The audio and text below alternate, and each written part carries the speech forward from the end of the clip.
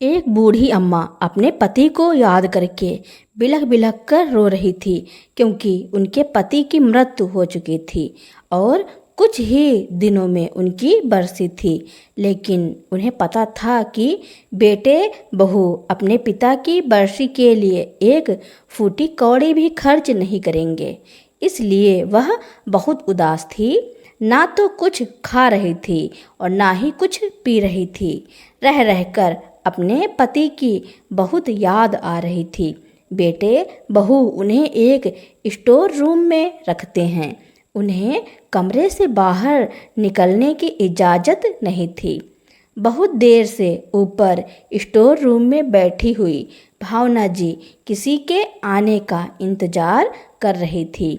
जैसे ही उन्हें किसी के आने की आहट मिलती है, भूख प्यास से बिलख रही भावना जी ने जब अपने दरवाजे के पास किसी के आने की आहट सुनी तो जोर जोर से दरवाज़ा पीटना शुरू कर दिया।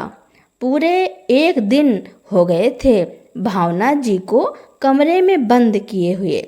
जब बेटे ने दरवाज़ा खोला तो रोती हुई भावना जी ने बेटे के पैर पकड़ लिए और बोली, बेटा इतना भी जुल्म मत कर मुझ पर। अपने पेट से जन्म दिया है मैंने तुझे। कुछ तो तरस खा, मुझ बुढ़िया पर बड़ी भूख लगी है। इस पापी पेट से अब रहा नहीं जा रहा है। रात की बची हुई बासी रोटी ही दे दे। भावना जी की बात सुनकर बेटा गुस्से में रसोई में गया और कल की रखी खिचड़ी उठाकर ऊपर लेकर आ गया। उसने रात की बासी खिचड़ी, जो पूरी तरह से खराब हो चुकी थी, भावना जी के आगे पटकते हुए यह कहा, बुढ़िया ले 2 दिन की भूखी। भावना जी ने पेट की आग बुझाने के लिए वह बासी खिचड़ी ही खा ली। उन्होंने खिचड़ी खा तो ली, लेकिन कुछ ही देर बाद उनकी तबीयत खराब होने लगी। वह थाली को रसोई में ले जाकर धोने लगी कि तभी बासी खिचड़ी खाने की वजह से उन्हें उल्टियाँ होनी शुरू हो गईं। बहू अंदर से गुस्से में आग बबूला होते हुए रसोई में आई और भावना जी का हाथ पकड़कर बाहर आंगन में धक्का देते हुए बोली, बुढ़िया किसने कहा था इतना खाने के लिए कि जो मुंह से बाहर आ रहा है? रसोई में भी गंदगी फैला दी है, तुम्हें पता है?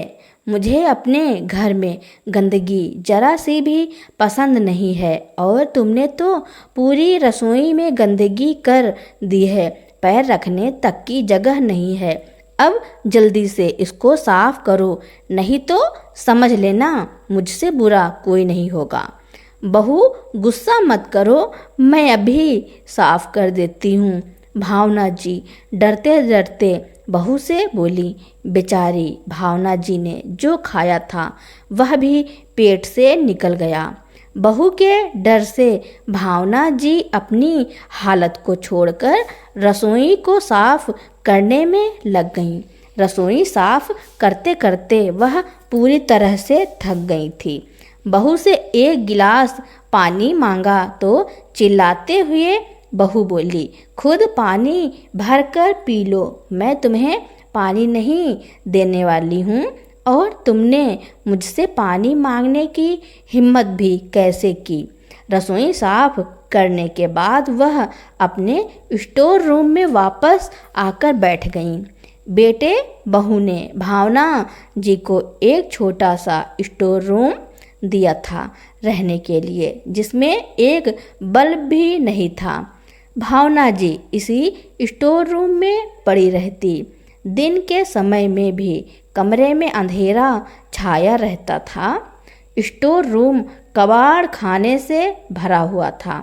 उसमें एक चारपाई भी ढंग से नहीं आती थी। कई बार भावना जी ने अपने बेटे से बल्ब लगाने के लिए बोला तो बेटा मेरे इस कमरे में एक छोटा सा बल्ब लगा दो। रात में चलने फिरने में बहुत परेशानी होती है। तो बेटा इतनी सी बात पर ही भड़क गया। माँ, तुम्हें तो कोई काम धंधा नहीं है, बेकार में मेरा दिमाग खराब मत करो, चुपचाप अंधेरे कमरे में ही पड़ी रहो। कौन सा इस कमरे में रहकर तुम्हें सिलाई बुनाई करनी है? चुपचाप से चारपाई पर पड़ी रहना, बेकार में बल्ब लगवाकर बिजली का बिल मत बढ़ाओ। माँ को उल्टा सीधा बोलकर योगेश वहाँ से चला गया। भावना जी अपने बेटे की बात से दुखी होकर अपने पति कमलेश जी की तस्वीर के सामने बैठ गईं और अपने अतीत में चली गई। भावना जी का एक खुशहाल परिवार था। मैं अपने पति और 2 बच्चों के साथ गांव में रहती थी। बड़ा बेटा योगेश और छोटी बेटी स्वाति, दोनों की ही शादी कमलेश जी ने अपने रहते ही कर दी थी। कमलेश जी बहुत ही इज्जतदार व्यक्ति थे। सब लोग उनका बहुत ही सम्मान किया करते थे। उनका निधन अभी कुछ साल पहले ही हुआ था। शादी के कुछ समय बाद ही बेटा अपनी पत्नी के साथ शहर में रहने लगा था। बेटी भी अपने घर परिवार की हो गई थी। पति की मौत और बेटे के शहर जाने के बाद भावना जी अपने घर में बिल्कुल अकेली रह गई थी। उनकी बेटी का ससुराल भी बहुत दूर था, लेकिन फिर भी स्वाति अपनी माँ से मिलने आती जाती रहती थी। लेकिन अब उसे भी मायके आए हुए काफ़ी समय हो गया था, क्योंकि उसके सास ससुर की तबीयत खराब रहती थी, जिस कारण से स्वाति को मायके आने का समय नहीं मिल पाता था। कमलेश जी की मृत्यु के बाद बेटा योगेश रिश्तेदारों के कहने पर अपनी माँ को अपने साथ शहर ले गया, क्योंकि गांव में अब कोई उनकी देखरेख करने वाला भी नहीं था। जब दोनों दंपति थे तो आपस में जैसे तैसे रह लेते थे। शहर आने से पहले भावना जी ने बेटे के कहने पर अपना गांव वाला घर बेच दिया था। घर काफ़ी बड़ा था तो रकम भी खूब अच्छी मिली थी, जिसे बेटे बहू ने भावना जी से लेकर अपने पास रख लिया था। भावना जी ने भी बेटे बहू पर भरोसा करके पैसों से भरा बैग बेटे के हाथ में सौंप दिया। पैसा हाथ में आते ही बेटे बहू की खुशी का ठिकाना नहीं था। कुछ दिन बीते, योगेश अपनी माँ को शहर तो ले आया, मगर उसकी पत्नी रोज भावना जी से किसी न किसी बात को लेकर हमेशा ताने मारती थी। एक दिन भावना जी ने बहू से दलिया बनाने के लिए कहा, क्योंकि उनके पेट में बहुत दर्द हो रहा था। माँ जी, जो बना है वही चुपचाप से खा लो, तुम्हारे लिए अलग से मैं कुछ नहीं बनाऊंगी। जब देखो तब अपनी नई नई फरमाइश से बता देती हो। अगर पेट में दर्द हो रहा है तो एक दिन खाना नहीं खाओगी तो क्या फ़र्क पड़ जाएगा। हट्टी कट्टी तो हो, जो घर सबके लिए बनता है वह खाना है तो खा लो, वरना अपने कमरे में चुपचाप जा करके बैठ जाओ। तभी बेटा भी बोला, माँ क्यों परेशान कर रही हो अपनी बहू को? सारे दिन खटिया पे पड़ी पड़ी हुक्म चलाती रहती हो। यहाँ किसी के लिए अलग से खाना नहीं बनेगा। बेटे के मुंह से ऐसी बातें सुनकर भावना जी की आंखों में आंसू आ गए और वह अपने कमरे में आकर बैठ गई। शहर में बेटे के घर में भावना जी को ना तो 2 वक्त का खाना नसीब था और ना ही रहने के लिए जगह ढंग की थी। जब से शहर आई तब से ही एक छोटे से स्टोर रूम में उनका ठिकाना था। आज वह अपने गांव वाले घर को बेचकर पछता रही थी। अगर आज उनका अपना गांव का घर होता तो वह कब की वहाँ चली जाती, लेकिन अब जाएं भी तो कहाँ जाएं, कोई ठिकाना भी तो नहीं। अब जैसे तैसे बेटे बहू के साथ घुट घुट कर उन्हें जीना पड़ रहा है। कुछ दिनों तक तो भावना जी के इसी तरह से दिन कटते जा रहे थे, लेकिन अब तो बहू ने भावना जी पर और भी ज़्यादा अत्याचार करने शुरू कर दिए। उनसे घर के सारे काम कराने लगी। बहू ने भावना जी को बस घर की कामवाली बनाकर रख दिया था। अब पति तो रहे नहीं थे और बेटा भी पत्नी का होकर रह गया था। उसे भी माँ की कोई परवाह नहीं थी। 2 दिन बाद कमलेश जी की बरसी थी। आज उन्हें गुजरे हुए पूरे 4 साल हो गए थे। इन 4 सालों में एक बार भी बेटे बहू ने पिता की बरसी मनाने की तो बात दूर, एक छोटा सा हवन भी उनकी आत्मा की शांति के लिए नहीं कराया था। पति को याद करते हुए आज भावना जी फूट फूट कर रो रही थी। तभी वह गुस्से से लाल होती हुई कमरे में आई और बोली, कब तक यहाँ बैठकर आंसू बहाती रहोगी? हमें भी तो पता है 2 दिन बाद तुम्हारे पति की बरसी है। घर में अपशगुन फैलाना शुरू कर दिया है। अब उठो यहाँ से, किचन में जूठे बर्तन पड़े हैं, उन्हें साफ कर दो और उसके बाद मेरे लिए 1 कप चाय बना देना। कहते हुए बहू वहाँ से चली गई। बेचारी भावना जी बहू का ऑर्डर सुनकर चुपचाप रसोई में चली गई। बेटे को माँ की भी जरूरत नहीं थी और बहू को घर में फ्री फंड की नौकरानी मिली थी। नौकरों जैसे काम बहू भावना जी से करवाती थी। उनकी बूढ़ी हड्डियों में इतनी जान भी नहीं थी, किंतु फिर भी भावना जी को घर के सारे काम करने पड़ते थे, क्योंकि उनके सामने कोई और रास्ता नहीं था। अगर भावना जी काम करने को मना करती थी तो बहू उन्हें बंद करके भूखी रखती और कभी कभी तो उन पर हाथ भी उठा देती। इसी डर की वजह से भावना जी शरीर में जान ना होते हुए भी जैसे तैसे घर के कामों में लगी रहती।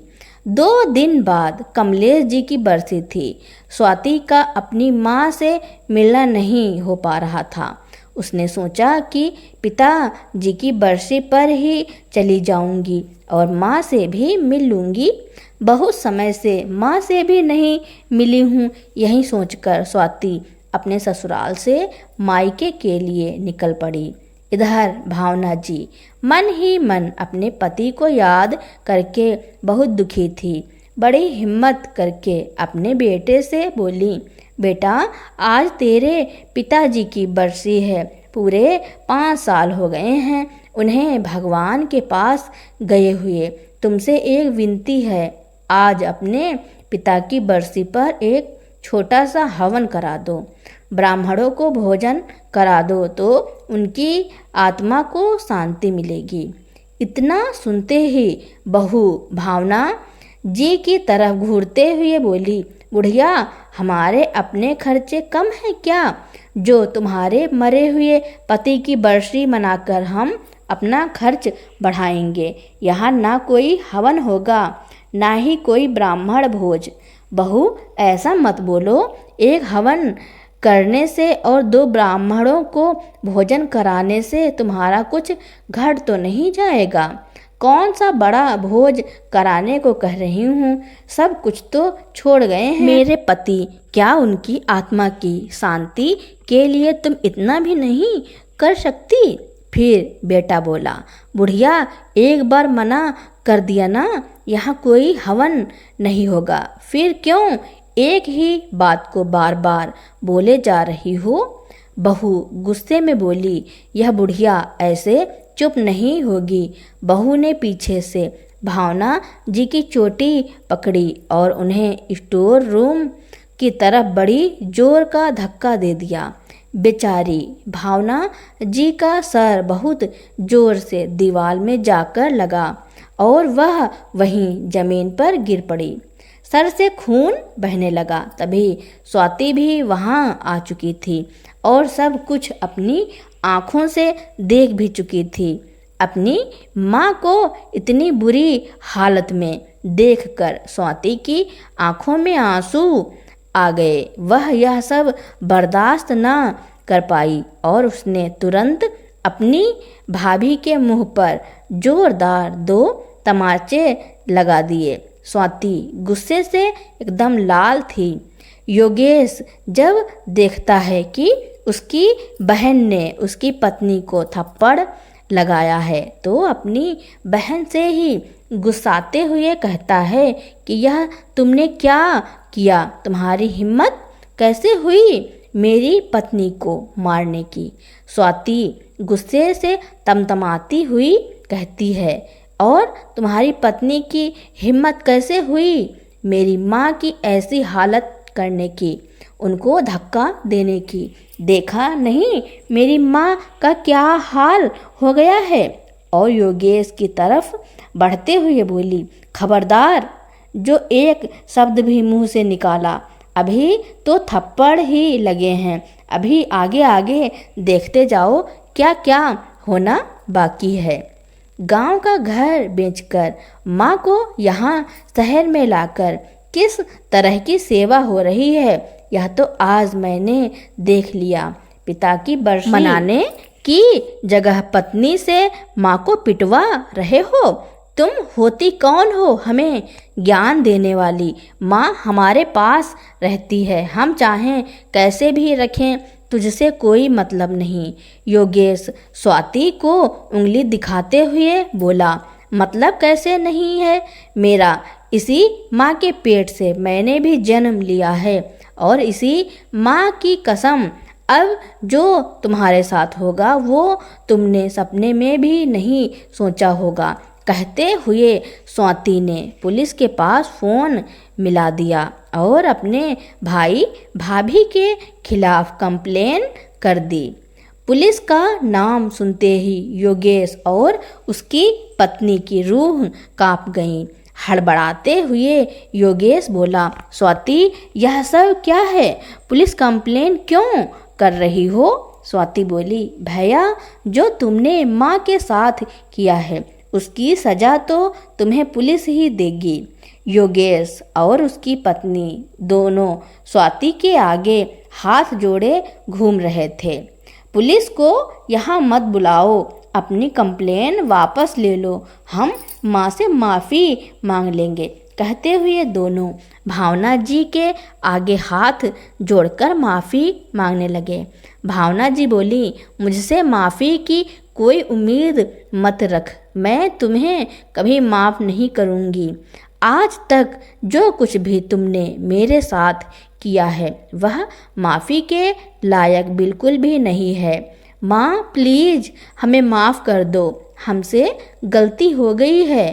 कहते हुए बेटे बहू ने भावना जी के आगे घुटने टेक दिए, लेकिन भावना जी ने भी बेटे बहू को माफ़ नहीं किया।